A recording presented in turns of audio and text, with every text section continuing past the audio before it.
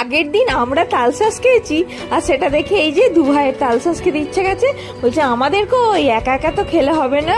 তো বেচা কাকা রেখেছিল ওদের জন্য, কিন্তু বেচা কাকা ছিল না, ওই জন্য মিস্টার ব্যাচেলার নিজেই তালশাঁস কাটতে বসেছে। সে কি আর ভালো করে কাটতে পারে।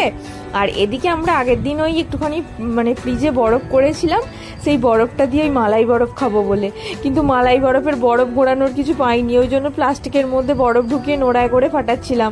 এদিকে প্লাস্টিক ফেটে মানে যা অবস্থা হয়েছে। আমাদের অ্যাকচুয়াল সব একসাথে থাকলে না আমাদের এরমই হয় প্রত্যেকবারই।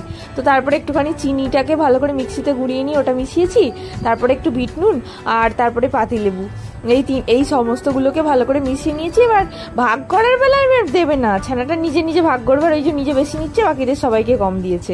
আর এইদিকে কাজ করতে করতে মালাই বরফও চলছে, তালশাঁসও চলছে, সব রকম একসাথে। আর মালাই বরফটা মেনলি ছিল আমার, মিস্টার পিটারের আর মিস্টার ব্যাচেলারের, কিন্তু সেখান থেকে কাকিমার এসে বলছে আমাদের কই